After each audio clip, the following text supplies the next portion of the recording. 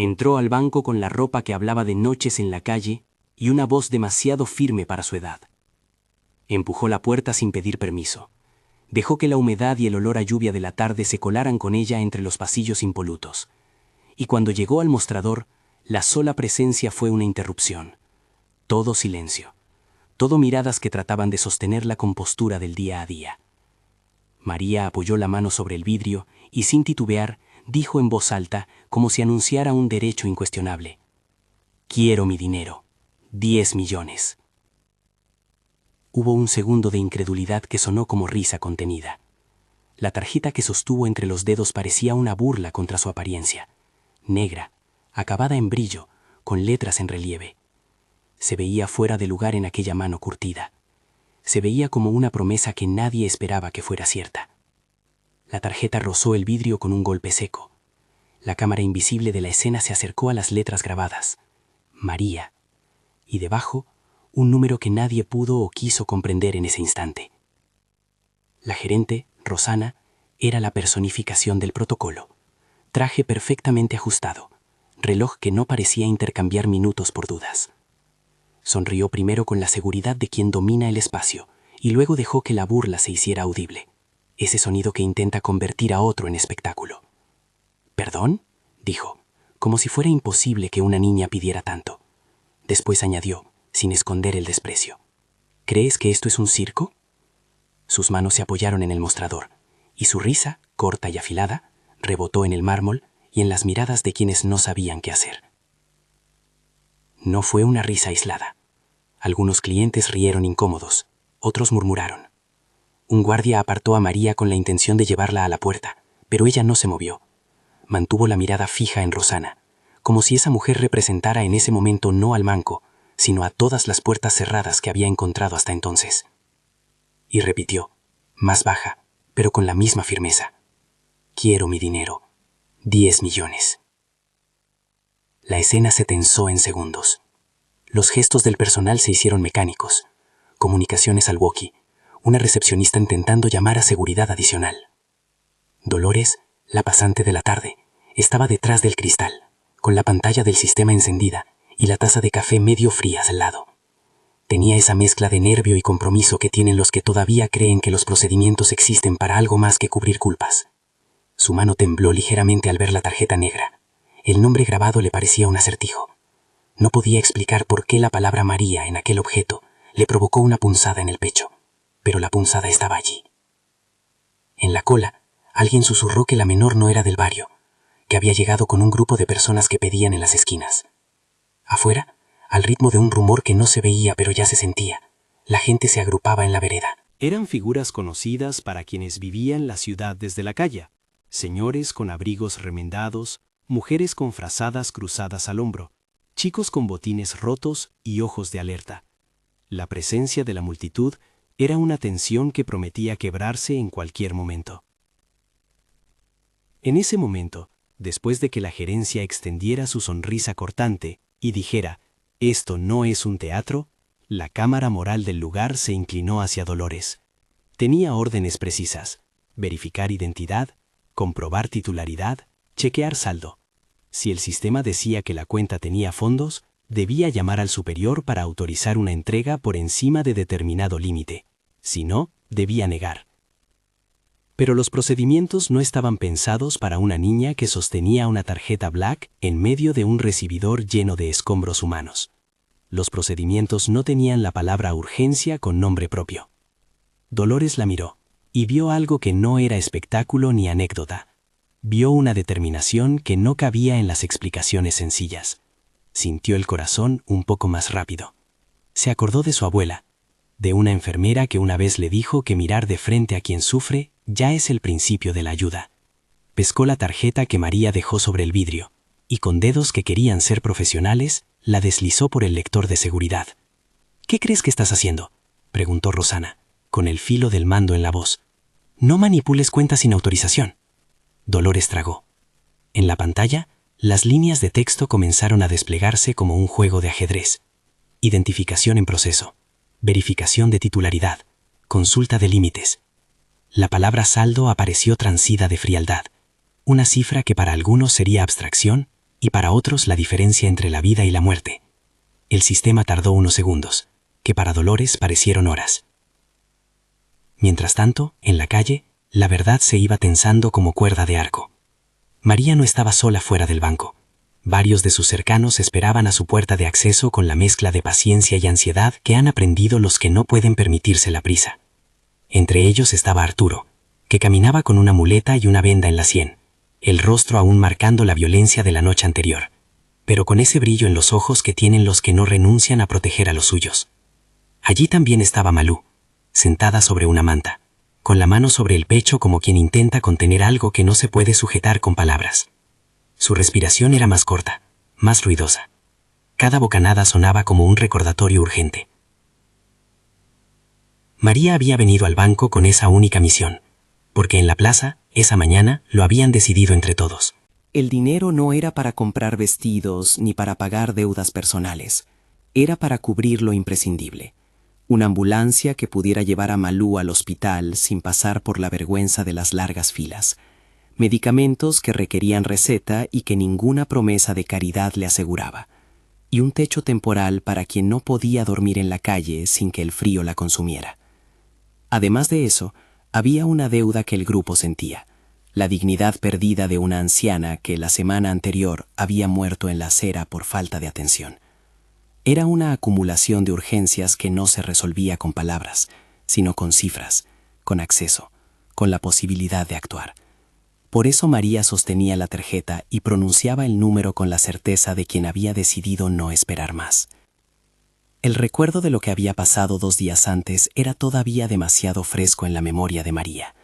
Aquella noche, Tato, un tipo de mirada dura y manos que conocían las palabras del puño, se había acercado a la plaza con la intención de exigir peaje por el espacio que ocupaban.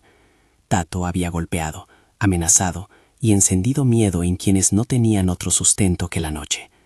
Arturo había intervenido, no por heroísmo vacío, sino porque había visto la injusticia. Había terminado herido. Malú, que ahora tosía en la manta, había intentado proteger a una niña menor todavía más asustada que ella. La sensación de impotencia los había unido. La impotencia, cuando se junta, se convierte en una fuerza que toma decisiones radicales. María había pasado la noche sin dormir, pensando en las cifras que escuchó a veces en conversaciones lejanas. Alguien tiene una cuenta ahí, hay plata que no se usa. Palabras que calaron como una idea peligrosa. No era robo lo que buscaba, era acceso. Si un cajero o una gerente podían autorizar un retiro legítimo, ¿por qué esa posibilidad se volvía un privilegio? ¿Por qué la vida de una persona dependía de si un gerente sintiera compasión en ese momento? Esas preguntas la llevaron a cruzar la ciudad con una tarjeta que pertenecía a su nombre y una urgencia clavada en la garganta. En la pantalla del puesto de Dolores apareció una línea que decía: cuenta a nombre de María Soledad, titular validado. Dolores exhaló sin darse cuenta y miró de reojo a Rosana, esperando ver en sus ojos la chispa de humanidad que prometía su título. En su lugar, Rosana respiró y dejó escapar otra risa seca. No era la risa de la incredulidad ahora, era la risa que usa quien quiere mantener jerarquías, quien transforma los hechos en espectáculo para proteger su territorio. Titular validado, preguntó más para la concurrencia que para el sistema. Miró a la cámara de seguridad con la distancia de quien sabe que la cámara no juzga. Aún así, no es tan simple. Tenemos protocolos, límite de retiro, autorización gerencial. ¿Cómo llegó esa tarjeta aquí? ¿Quién la dejó? Sus preguntas eran una trampa, la burocracia como excusa para el desprecio. Necesitamos fondos ahora, respondió María, sin abandonar la calma. Malú está muy enferma. Arturo tiene la cabeza rota. Por favor, es para la gente que está afuera. La súplica no parecía mover la pieza de ajedrez que era la gerente. El personal del banco se replegó en su posición, como soldados en una fortaleza de mármol. Algunos clientes vocalizaron su desagrado por la interrupción. Otros, con la distancia que da un café en la mano y una vida sin sobresaltos, solo miraban a la niña que reclamaba lo que, para ellos, era una noticia curiosa.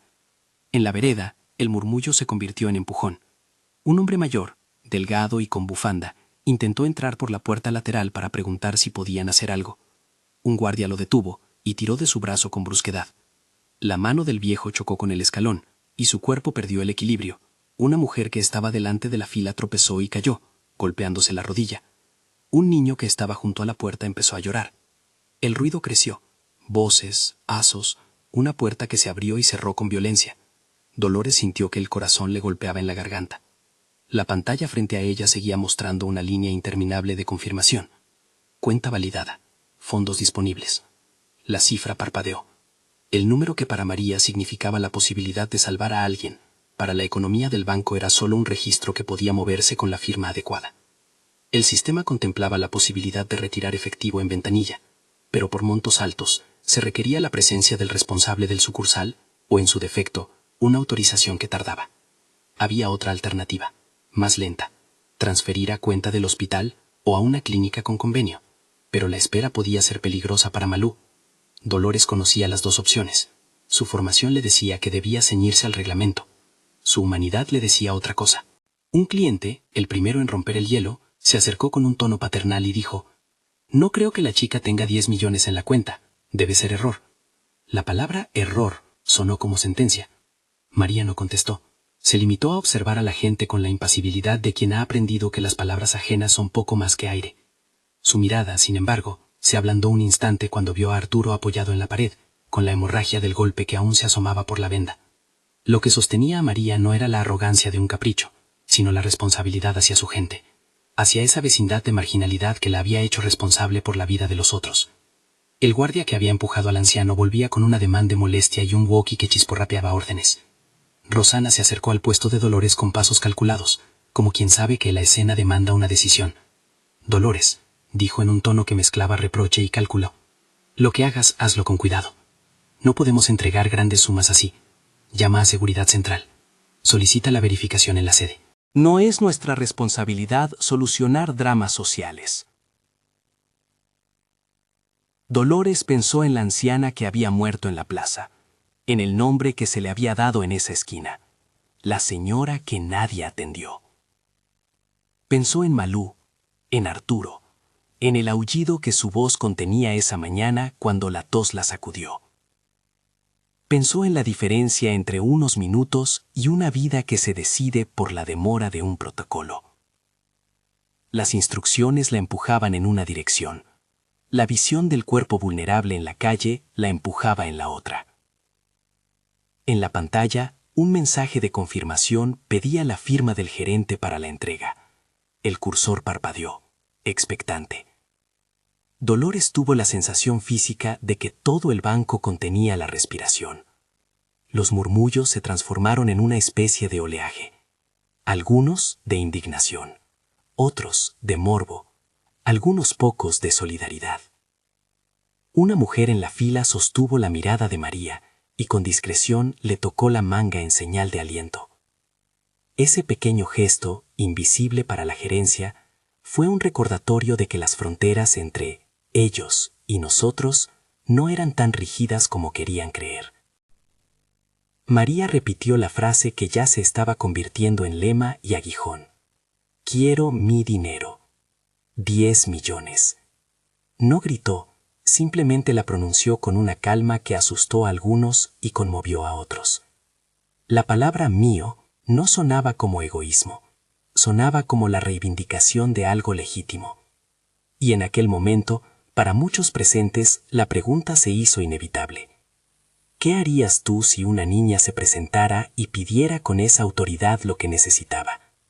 ¿Dejarías que la burocracia decidiera por la vida de un ser humano? Si una niña te pidiera ayuda así, ¿qué harías? Comenta abajo. El lector de tarjetas había registrado todo. Titular validado, cuenta activa, saldo disponible. Lo que faltaba era la firma. El protocolo habitual requería 2 firmas en caso de montos altos, la del responsable de la sucursal y una segunda desde la administración central. Había además procedimientos que consideraban la trazabilidad del dinero. Un retiro de esa magnitud implicaba el traslado seguro, notificación a la tesorería y, según el caso, la presencia de un vehículo blindado para el traslado del efectivo. Todo eso podía tardar horas. El ruido en la entrada subía. Alguien empujó y la puerta se sacudió, produciendo un golpe seco que resonó por todo el banco. En la acera, un grito cortó la tensión. Una mujer mayor había perdido el equilibrio y había caído. El llanto y el desorden se mezclaron con el claxon lejano de los carros que atravesaban la avenida. Unos cuantos se apresuraron hacia la puerta, y los guardias empujaron con más fuerza. Un golpe, un empujón, un insulto. El banco, espacio de frialdad controlada, se convirtió por unos minutos en el escenario de una realidad que no podía ser contenida por las paredes de mármol. Dolores levantó la vista y observó cómo la gente reaccionaba afuera. Un joven trató de ayudar a la mujer caída. Otros pedían tranquilidad. El tiempo parecía estirarse hasta hacerse doloroso. En su cabeza, los sistemas de gestión circularon en un bucle. Firmar, autorizar, llamar a central, esperar escolta. Cada paso parecía un obstáculo que añadía instantes como piedras. Dolía pensar que esos instantes podían determinar si alguien llegaba a tiempo a un hospital. La gerente, que hasta entonces había tratado de mantener la escena reducida a un problema de disciplina, cambió de táctica. Se acercó a María con esa mezcla de autoridad y teatralidad que usan los que temen perder el control. Si tienes una cuenta con saldo, presentamos la documentación y se procede según protocolo, dijo, con la voz que intenta sonar neutra. Pero te advierto, no vamos a permitir que esto se convierta en una maniobra para forzar al personal. Si intentas chantajear, habrá consecuencias. María miró a Rosana con el mismo desapego con que miraría a una pared. Las palabras de la gerente no la movieron. No es chantaje, respondió. Es urgente. No me importa cómo se llame. Solo quiero que entiendan que si no actúan, alguien puede morir. Sus ojos se detuvieron en los de Dolores, como pidiendo una alianza silenciosa que no pudiera ser deshecha por un protocolo. El silencio se hizo otra vez, pero esta vez no era el silencio del inicio, era el silencio de la espera, de lo que podría ocurrir si nadie decidía. Los murmullos se convirtieron en apuestas. Algunos juraban que la tarjeta era trucha, otros creían que una niña no podía tener tales sumas. Había quienes pensaban que todo terminaría con una llamada a la policía y una expulsión. Nadie, salvo unos pocos, imaginaba que la simple presencia de una tarjeta y la firmeza de una niña podrían obligar a revisar no solo un caso particular, sino las estructuras que permiten que la gente muera en la calle porque el trámite tarda. Dolores, aún con el cursor parpadeando, sintió la responsabilidad de su formación y el peso de la acción. Sabía que si autorizaba una entrega sin las firmas requeridas estaría violando normas. Sabía que hacerlo implicaba su nombre, su reputación, su futuro en la institución. También sabía que aferrarse a las normas significaba, posiblemente, condenar a alguien a una espera mortal. El dilema la dejó con la garganta seca. En la vereda, mientras tanto, la tensión escalaba hasta ocupar un espacio físico que hacía imposible que la escena se resolviera con frialdad. Un grupo empujó más fuerte. Los guardias respondieron con más violencia. El llanto de un niño se mezcló con insultos y con el sonido metálico de una puerta que intentaba resistir la presión. Arturo, con la venda en la cabeza y la voluntad en alto, gritó para pedir calma, para decir que no querían confrontación, sino ayuda. Su voz, rota por el dolor, atravesó la fachada con una simple frase. No venimos a pelear, venimos a salvar a Malú. La mención de Malú fue como una flecha. La palabra tuvo efecto. Sacó lágrimas a un desconocido. Hizo que alguien se callara. Produjo un murmullo que de pronto parecía contener humanidad. Rosana se mantuvo impasible, pero en sus manos se vio la tensión de quien debe tomar decisiones que no se atreven a nombrar por miedo a equivocarse. La gerencia piensa en riesgos, en balances, en cómo una viralización podría dañar la imagen del banco. Para Rosana, la escena era ante todo un riesgo reputacional. Dolores hizo algo pequeño pero decisivo. Sin notarlo, su mano presionó la tecla que activaba la verificación manual. En la pantalla, una ventana nueva se abrió. Solicitud de autorización gerente, esperar firma. Parecía apenas una formalidad, pero para quienes estaban allí representaba el inicio de algo. Dolores respiró hondo y por primera vez desde que comenzó su turno pensó en tomar partido por algo más que por el cumplimiento. Miró a María y pensó en las noches que había pasado en su adolescencia viendo a personas sin comida, sin techo. Pensó en la frase de su abuela sobre mirar a los ojos de quienes sufren. Dolió reconocer que las normas a veces se convierten en muros cuando el costo humano se vuelve visible. La decisión estaba a punto de tomarse, pero el destino no suele ser dócil con los momentos críticos. Una puerta del fondo se abrió y entró un hombre corriendo. Tenía la ropa húmeda y desordenada. Su rostro mostraba la fatiga de quien ha pasado la noche en vela. No era de los que formaban parte de la multitud, era alguien que conocía a María. Trajo consigo una noticia que no cabía en una pelota de playa. «La ambulancia no puede entrar por la avenida, hay una protesta más adelante, van a tardar», gritó con voz que venía de lo profundo de la desesperación. La noticia cayó como una losa. Si la ambulancia no podía pasar, si la vía estaba bloqueada, la única alternativa era que el hospital recibiera un traslado inusual o que se compraran medicamentos inmediatamente. No había tiempo para esperas administrativas largas. La tensión estalló en murmullos acelerados y en manos que se movían buscando soluciones. La gerente, a quien una vez le gustó creer que las soluciones se administran desde la altura del escritorio, miró alrededor y pareció por primera vez desorientada. Sus decisiones parecían requerir el consentimiento de un mundo más grande que su despacho. Rosana, que hasta ahora había usado la risa como escudo, comprendió que la escena exigía algo que no estaba en su protocolo: empatía con consecuencias. Dolores sintió la gravedad del momento como una presión en el pecho. El cursor seguía parpadeando, la firma no aparecía y la gente afuera se enredaba en su propia urgencia. Ella pensó en la posibilidad de transferir fondos directamente a una cuenta del hospital, una maniobra menos limpia, menos visible, pero efectiva. Pensó en el procedimiento que implicaba, en las consecuencias legales, en las sanciones que podría traer. Pensó en la vida de Malú. Eso fue suficiente para cambiar el peso de la decisión. Se enderezó en su silla, tomó aire y buscó en su teclado la opción que permitiera realizar una transferencia inmediata a una institución de salud. Sus dedos temblaban, pero avanzaron con determinación. En la pantalla apareció la leyenda: transferencia inmediata, requiere autorización superior.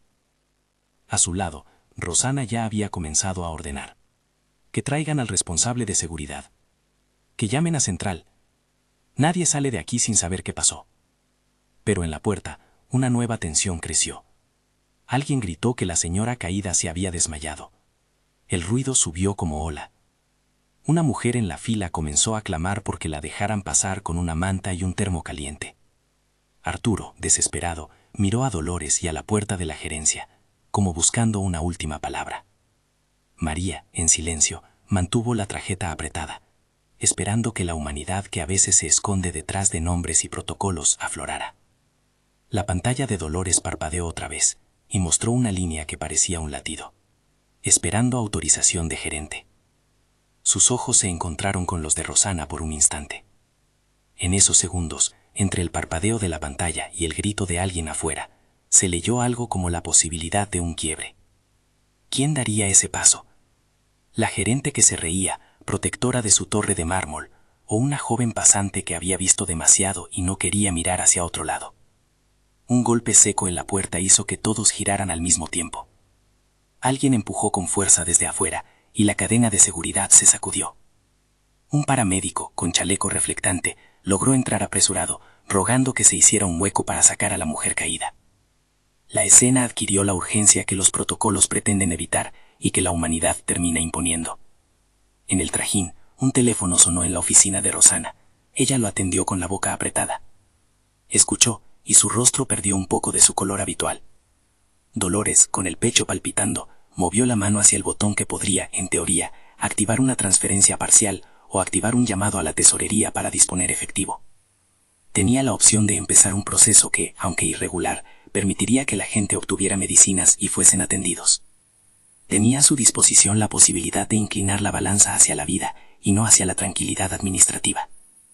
En la puerta, María respiró hondo y volvió a repetir, sin altanería, solo con la honestidad de quien conoce el precio de la espera. «Quiero mi dinero, 10 millones». Y justo cuando sus palabras colgaban en el aire, el banco recibió una nueva sacudida.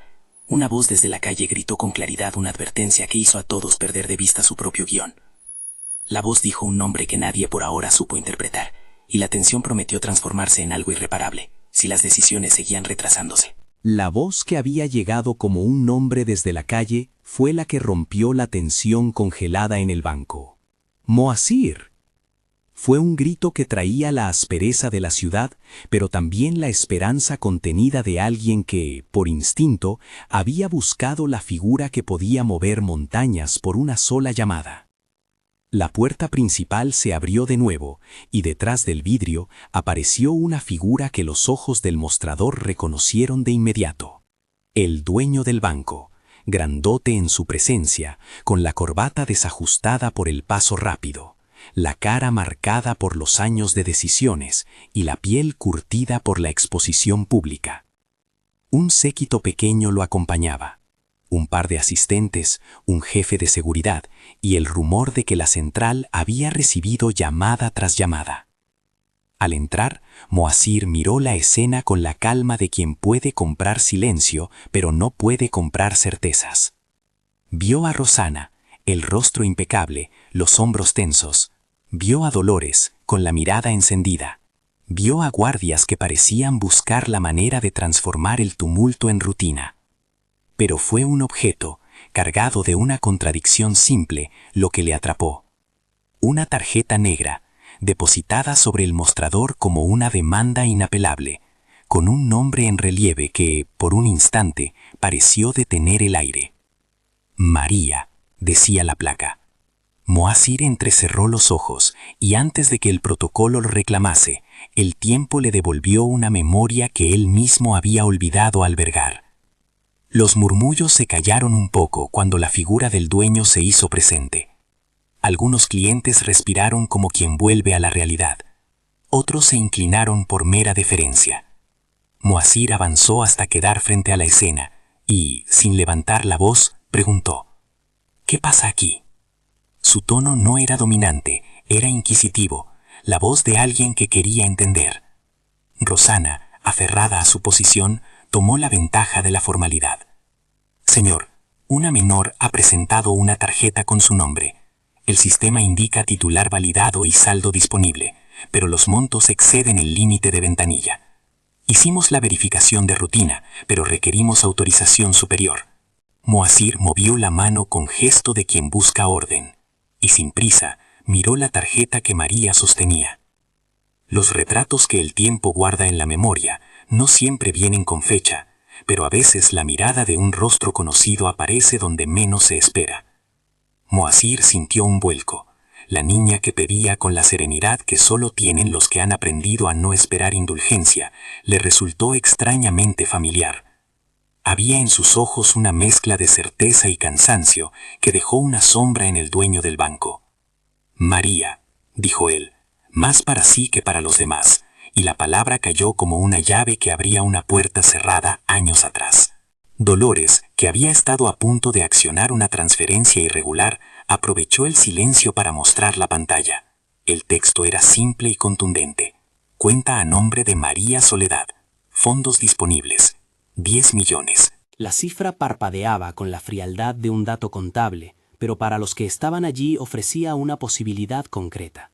Moazir la miró, examinó la pantalla y luego, con los ojos fijos en la niña, preguntó sin aspavientos: ¿Cómo se llama?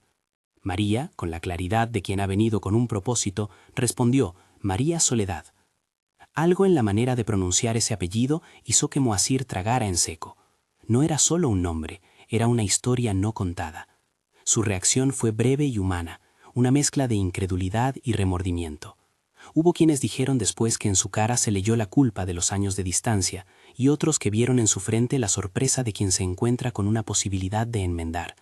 «Ven conmigo», dijo finalmente, sin hacer declaraciones públicas ni espetar órdenes.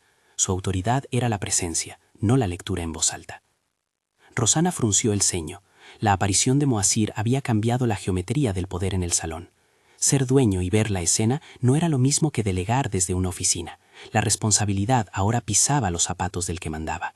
«Señor, si la cuenta está activada, procedemos con el protocolo. Solicitud de autorización central para retiro en efectivo, verificación de identidad adicional, escolta de tesorería», enumeró, firme, como si recitar pasos pudiera protegerla de la vergüenza que empezaba a germinar.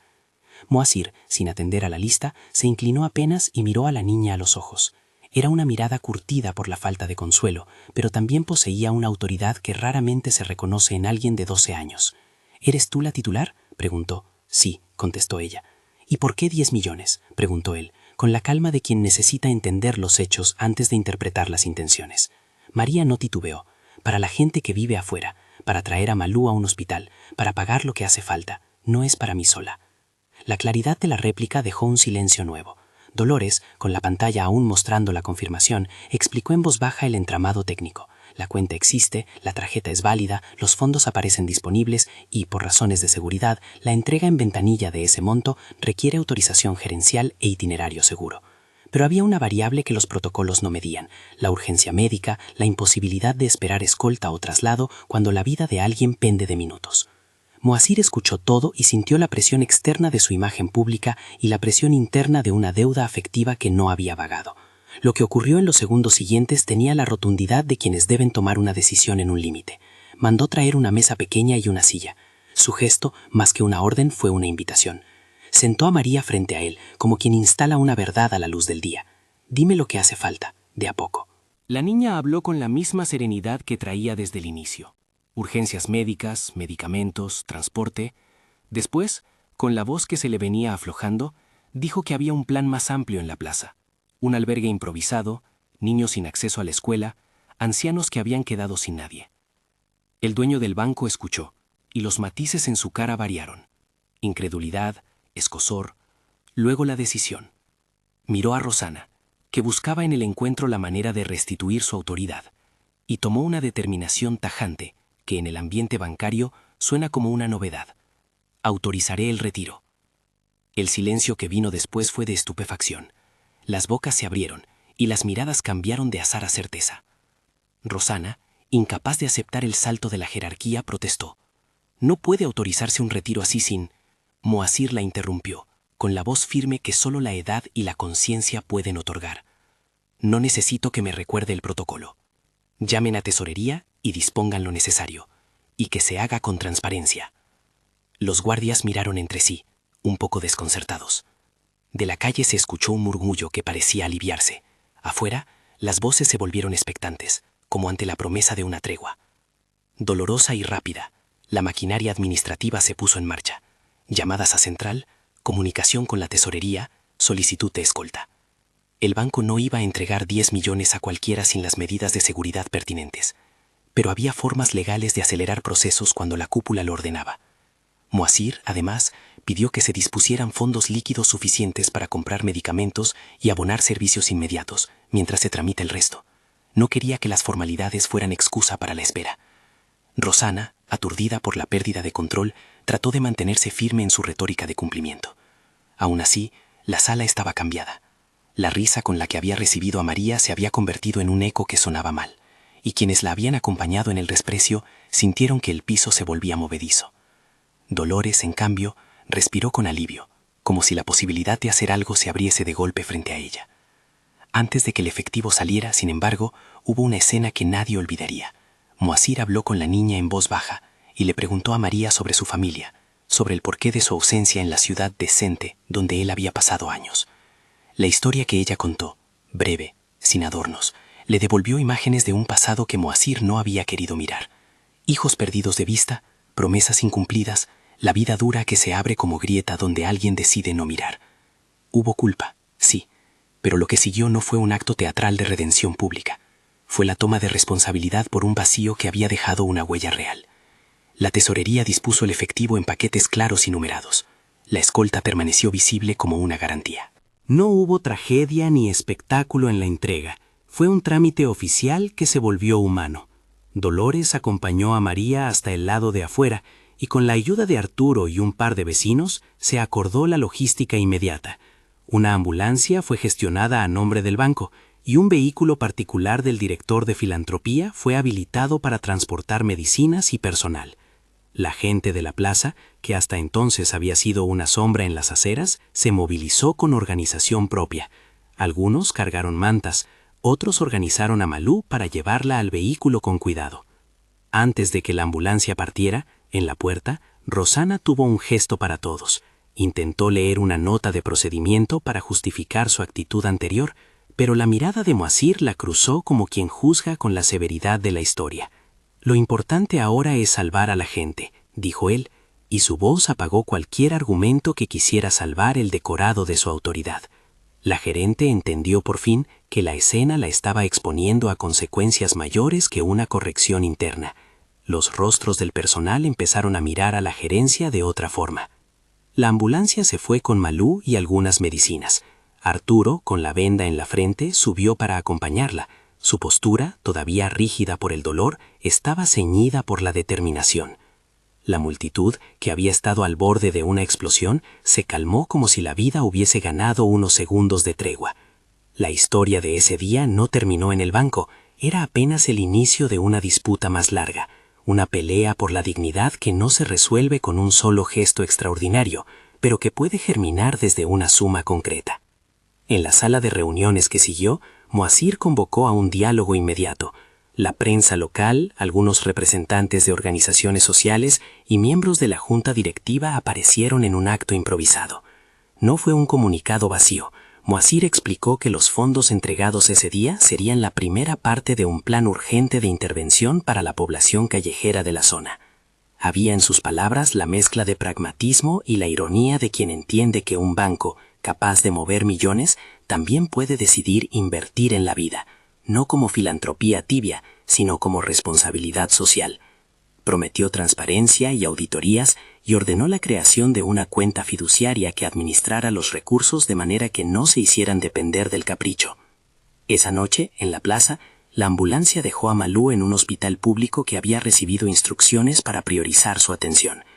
Dolores, Moacir y un grupo de voluntarios acompañaron los primeros trámites, recetas, admisiones y la adquisición de medicamentos que la clínica no tenía de inmediato. Fue un trabajo de urgencia y coordinación. No hubo fanfarrias, solo la sensación de que cuando se actúa con velocidad y decisión, se salvan manos y se aplacan miedos. Pero el dinero, aunque ese día salvó a una persona, no iba a resolver de una vez la cadena de precariedades que existía en la plaza. Moacir lo sabía, y por eso, al día siguiente, convocó a una mesa más amplia: líderes comunitarios, representantes de salud pública, ONGs locales, la gerencia regional del banco y, por supuesto, miembros del grupo que vivía en la calle. Quería escuchar antes de disponer fondos a ciegas. Se trataba, ahora, de construir un plan que evitara paternalismos y que, sobre todo, pasara la administración del cambio a quienes el cambio les correspondía. En la primera reunión formal, María no habló mucho, pero su presencia fue contundente. Se sentó en primera fila, con la tarjeta guardada en su bolsillo como un relicario de la jornada anterior. Dolores ocupó un lugar cercano y actuó como puente. Traducía términos bancarios al lenguaje comprensible. Insistía en la urgencia y al mismo tiempo ponía límites técnicos. Moacir, por su parte, propuso la creación de una fundación que administrara los 10 millones como un fondo semilla, una parte destinada a emergencias médicas y alojamientos temporales, otra para crear un centro de atención primaria y un programa de reinserción que incluyera formación laboral, atención psicológica y acompañamiento escolar para niños. Los líderes de la plaza, al principio desconfiados, exigieron transparencia y la participación directa en la toma de decisiones. María fue nombrada por sus pares como voz representante del grupo, no porque fuera adulta, sino porque había demostrado liderazgo, coraje y un compromiso con la comunidad. «No queremos que nos den cosas para después quitarlas», dijo uno de los hombres con voz grave. «Queremos que se hagan proyectos con control de quienes vivimos esto». Moacir asintió y aceptó la condición. La junta de la fundación incluiría a representantes de la calle, a un auditor independiente y a un comité técnico del banco para asegurar trazabilidad. Mientras se tejía el plan, la noticia de la entrega y del conflicto en el banco se propagó por redes sociales y por la prensa local. Las reacciones fueron mixtas. Hubo aplausos para la niña y críticas severas para la gerente que se había reído. Hubo voces que celebraron la rapidez de la institución y otras que exigieron cambios estructurales que no quedaran solo en un gesto ocasional. Rosana, que había sido el epicentro del desprecio, se encontró en el ojo público. Algunos medios rescataron su versión acerca del cumplimiento de protocolos, otros publicaron el video de su risa, y la exposición no la favoreció. La junta directiva del banco decidió abrir una investigación interna por maltrato e irregularidades en el trato a clientes vulnerables. Rosana fue separada preventivamente de su cargo mientras se llevaba a cabo la investigación. Dolores, en cambio, recibió felicitaciones por su actuación práctica y humana. su nombre empezó a circular como ejemplo de conducta responsable. No fue un ascenso inmediato ni una ceremonia de reconocimiento que borrara la atención del día, pero la gerencia central la citó para proponerle un paso al frente: dirigir la oficina de enlace con comunidades vulnerables. Dolores no lo vio como una promoción de poder, sino como una oportunidad para crear puentes que permitieran que personas en situación de calle tuvieran procedimientos más ágiles y respetuosos. Los primeros pasos del proyecto no fueron fáciles. Los 10 millones se destinaron con parsimonia: una porción para la atención inmediata de la plaza, medicinas, alojamiento temporal, apoyo para la clínica; otra para diseñar un centro comunitario; una tercera para capacitación laboral y apertura de programas educativos. Pero el dinero también trajo preguntas incómodas. ¿Cómo garantizar que el dinero no se desviara? ¿Cómo crear alternativas sustentables para personas que venían de años de exclusión? La Junta de la Fundación eligió desde un inicio la transparencia: asambleas mensuales, cuentas publicadas, contratos con ONGs de probada experiencia y la participación activa de los beneficiarios en la administración. El banco, paralelamente, lanzó una revisión de sus políticas de atención a personas en situación de vulnerabilidad. Se establecieron protocolos para identidades registradas con datos verificados, líneas de atención rápida para emergencias sociales y un programa de microcréditos adaptados según la situación de los solicitantes. Dolores lideró la capacitación del personal en trato digno y procedimientos que priorizaran la vida por encima de la reputación bancaria. No fue un cambio simbólico. Implicó horas de formación, discusión de casos reales y la modificación de un manual que hasta entonces era más un escudo que una herramienta de servicio. La reacción de la comunidad fue variada, pero con un hilo de esperanza. La plaza, que había sido escenario de noches continuadas de frío y violencia, empezó a recibir visitas de equipos médicos, educadores y trabajadores sociales. Se montó una clínica móvil con personal voluntario y se estableció una red de paraderos por la ciudad que coordinaba traslados a albergues temporales. Malú recibió tratamiento y su evolución, aunque lenta, fue alentadora. La tos cedió en parte y su rostro recuperó color.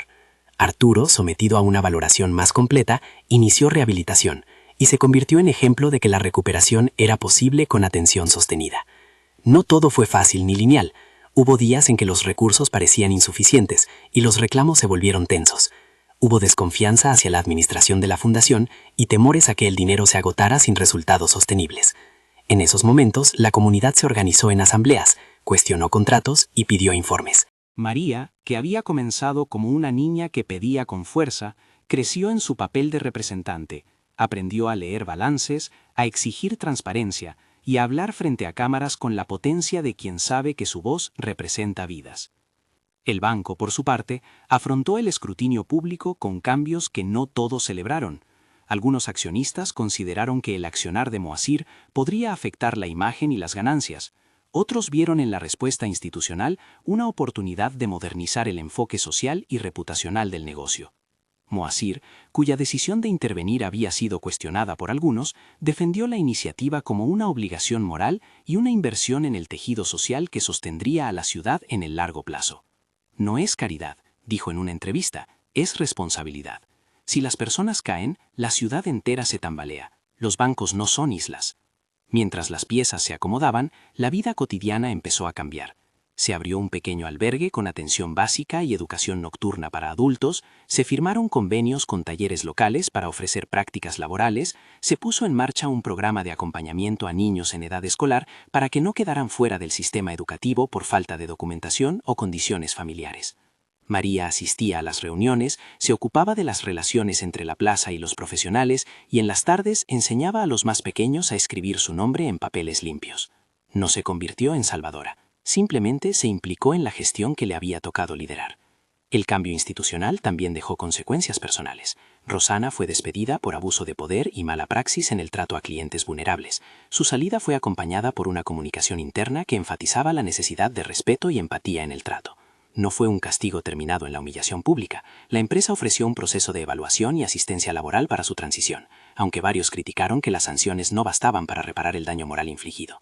La balanza de justicia social no se cerró en un día, las consecuencias se discutieron y se midieron. Dolores, ascendida al puesto de enlace, se convirtió en figura central para el diálogo. Su trabajo implicó diseñar procedimientos nuevos, coordinar con organizaciones de la sociedad civil y mantener la comunicación con la comunidad. Su perfil profesional cambió. La joven que una vez tembló al deslizar una tarjeta se transformó en una gestora con sensibilidad institucional. No fue un ascenso fácil, implicó enfrentarse a resistencias internas y a la necesidad de transformar hábitos arraigados, pero Dolores demostró que el cambio sostenido nace de decisiones pequeñas repetidas a lo largo del tiempo. Con el paso de los meses, la fundación levantó un pequeño centro comunitario que alojaba la clínica, una cocina y un aula. Se compraron vehículos para traslados, se contrataron profesionales y se creó un programa de mentores para jóvenes.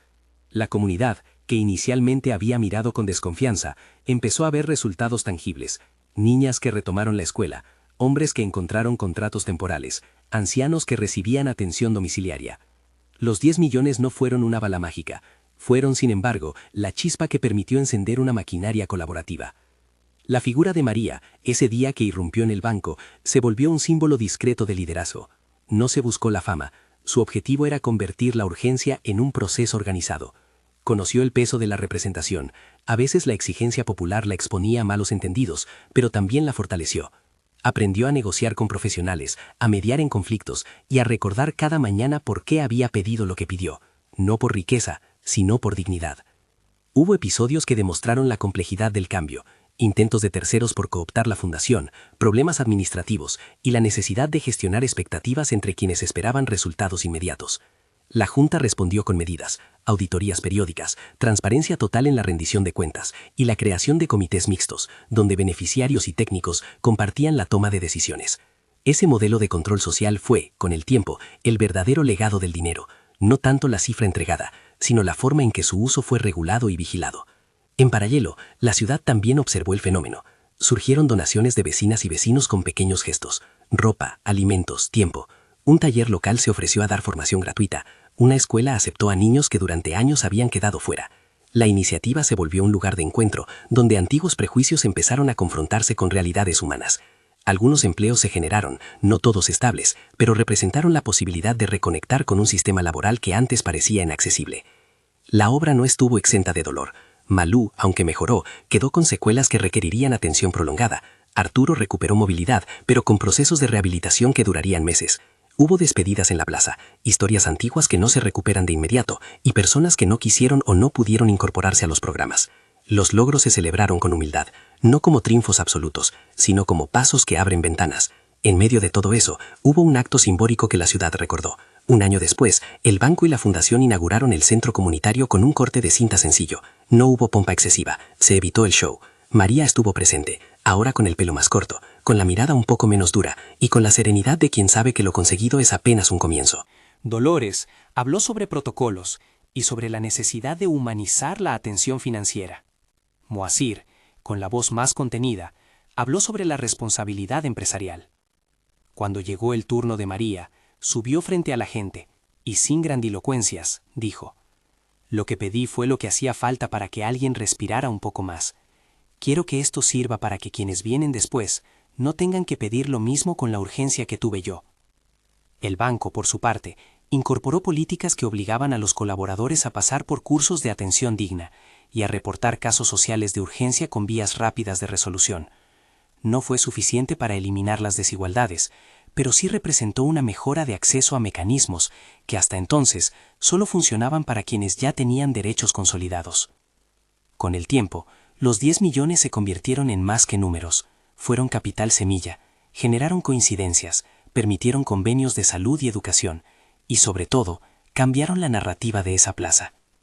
No fue una solución total, la pobreza no desapareció, las noches frías siguieron, y hubo momentos de retroceso, pero el mapa del barrio ya mostraba rutas de salida posibles. Y la niña que entró al banco a exigir lo suyo, la misma que fue burlada por una risa que sonó demasiado cruel en ese momento, no se transformó en la heroína intocable de un relato romántico, se convirtió en dirigente, en portavoz, en joven que aprendió a traducir rabia y urgencia en propuestas concretas. Aprendió también que la justicia social se construye con paciencia y fiscalización, con la participación real de quienes habían sido invisibilizados. En el epílogo público de esa historia, hubo una decisión ética que la ciudad valoró. El banco mantuvo la cuenta fiduciaria abierta para emergencias y estableció un fondo de continuidad. La fundación, por su parte, buscó alianzas con otras organizaciones para multiplicar los programas y diversificar las fuentes de financiamiento. Más allá de la labor institucional, lo que quedó fue una lección. A veces el dinero es semilla, no milagro. La semilla requiere tierra, manos que la cultiven y transparencia para que no se marchite por falta de cuidado. En la plaza, los niños comenzaron a concurrir a clases. Una pequeña biblioteca se instaló en el centro. Los ancianos recibieron acompañamiento domiciliario, y entre esos movimientos, la figura de María siguió siendo central. No fue la dueña de las soluciones, sino la portadora de un reclamo legítimo que nadie pudo ignorar. «Quiero mi dinero, 10 millones», dijo una vez más en una asamblea cuando se evaluaban los logros. La frase resonó distinta. Ya no era un desafío brutal lanzado contra un mostrador de mármol, sino el recuerdo de una petición que había desordenado la vida institucional para volverla más humana. La historia dejó otras enseñanzas, que la risa de la gerente, cruel en su momento, abría una conversación sobre cómo las instituciones tratan a quienes no coinciden con sus estándares, que una joven pasante había tenido la valentía de mirar a los ojos antes que a las reglas, y que un hombre con poder, cuando decide escuchar, puede utilizar ese poder para construir puentes en lugar de levantar muros. No fue un relato de buenos y malos absolutos, fue un relato de decisiones humanas con consecuencias reales y variadas. En el cierre íntimo de esa experiencia, María caminó una tarde hacia el centro con la tarjeta ya archivada en una reliquia de cartera rota, no para representarla, sino porque era el objeto que había desencadenado el cambio. Pasó por el banco y, por un impulso, entró. Ya no pedía nada. Saludó a Dolores, quien ahora tenía un gesto de reconocimiento con ella, y miró hacia la sede donde una nueva gerencia trabajaba en protocolos más humanos. No hubo fanfarrias ni gestos triunfalistas. Hubo encuentros suaves, reparaciones pequeñas. Antes de salir, María se detuvo frente al mostrador donde todo había comenzado. Sus dedos rozaron el vidrio por un instante, como quien toca una cicatriz que no duele del todo. Sonrió con una mezcla de tristeza y alivio. En voz baja, casi para sí, pronunció la frase que había condensado toda la jornada. «Quiero mi dinero, 10 millones». Esta vez la frase fue un recordatorio dirigido a la ciudad entera, que el derecho a vivir con dignidad no depende de la risa ni del desprecio de quien tiene poder. Si llegaste hasta aquí, te invito a dejar en los comentarios la palabra que para ti representa la acción más urgente: vida digna. Y si quieres ver otra historia que nos recuerda que la dignidad es un trabajo colectivo, quédate y mira el próximo video.